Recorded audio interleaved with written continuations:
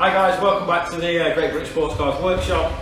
Today we're going to be looking at another product. The car that we get to work on today, some of you will know this car, it's the Rockingham or the official Zero R. Obviously it's gone through its IVA, new customer, new owner, just got back from the dyno, made some quite impressive power on its new exhaust system. But we're doing a few upgrades today. I thought I'd take the opportunity to kind of go through and show one of our most popular upgrades that we do on the older generation pedal box. Now generation 2 comes with a short throw pedal as standard, but we do a relatively nice, easy to fit item which gives you the short throw pedal, gives you much better control, much nicer feeling, allows you to heel and toe in the car. I think if we look at the old pedal to start with, this was initially designed around some of the older engines, running a quadrant that required quite a lot of pedal throw, throttle cable throw. This gives a very long progressive pedal, very nice for control, but probably not the best if you're taking it on the track, certainly jumping back between your brake and your accelerator. We all agree that going to a shorter throw, and literally by changing the pivot point, as you can see there, the amount of pedal throw that you get in relation to that one. So, you know, if you put the pivot point in the same place, this gives you a much nicer, more progressive pedal, much nicer feeling, a little bit more responsive, a little bit more snappy, much more in the keeping with a kind of sports car. What it also does then is, rather than the pedal going right to the floor, it has a pedal stop, which is built into the bracket, that stops the pedal. So you've got a little bit less travel on your pedal, but yet again it stops on the bracket rather than relying on it stopping against the floor. Like I said, this is now pretty much standard and built into the new pedal box on our generation 2. But most cars that come through the workshop, we fit this as an optional kind of upgrade, and the feedback that we get is always positive. So I think what we're going to do is take you through just the basic installation. To do this, it just requires basic tools. There is an option to kind of drill an additional hole which uses a mounting bracket in here. It also acts as the throttle stop. Now, if you've not got a 90-degree drill, it does require drilling a hole through this panel here. We're fortunate enough to have a 90-degree drill, so what we've done in this situation is we've just removed this from here. So relatively straightforward, just pull this out of here, take that out, just gives us some space to work with in this area. And what we will, so the plan for us is we'll get in here with this 90-degree drill. These are relatively inexpensive.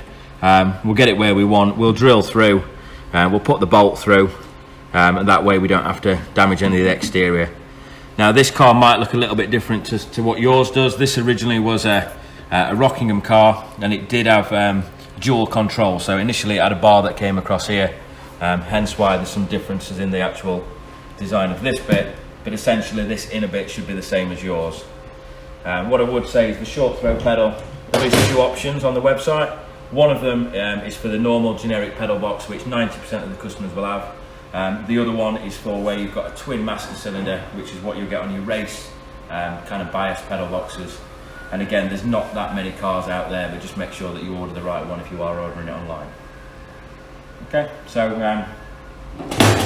what I'm going to do initially here is fit this. From underneath, I'm just going to bring the pedal up. It's a relatively tight gap with the width of this here into here, but if you come from underneath, we're going to use this hole here to go through the original bolt hole. And again, that's just going to be a 10mm bolt. And then we're going to, once it's in position and we're happy with it, we're then going to drill through the second hole, through the back of here, and then put a bolt in here. So we'll now cut to some videos of us doing that.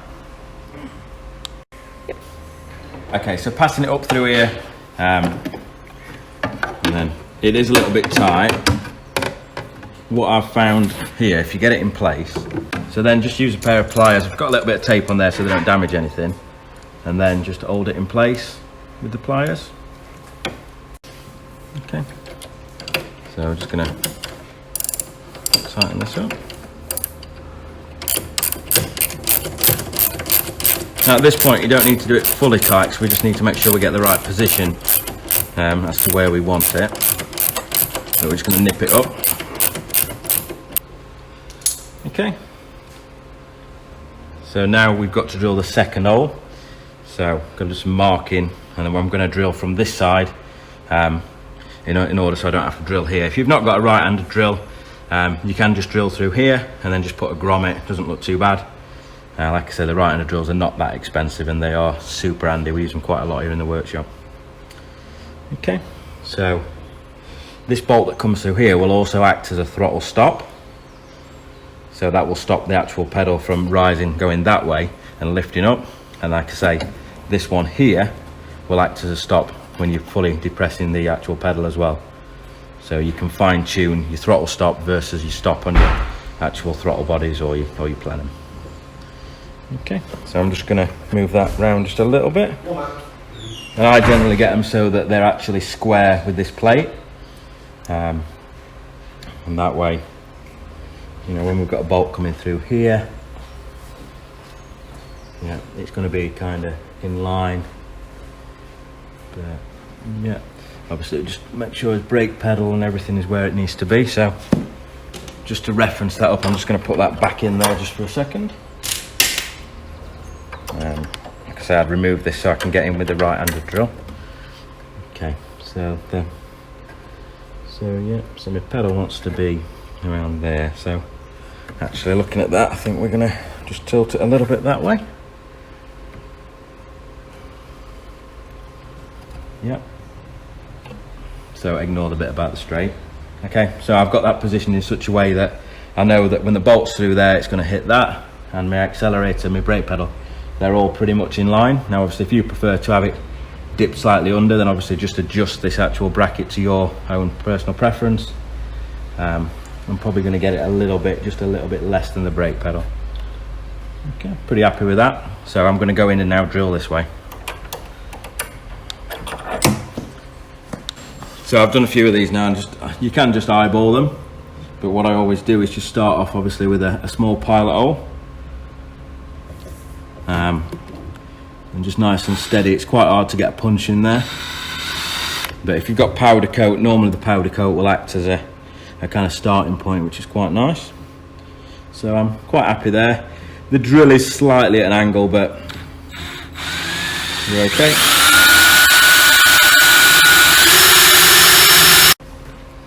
Okay, yeah, so we've actually got a short drill bit to do this.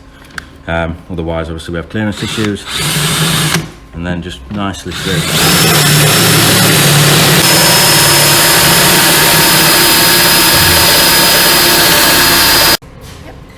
Okay, and then the other bolt just needs to come the other way, because this is going to what we use as a throttle stop.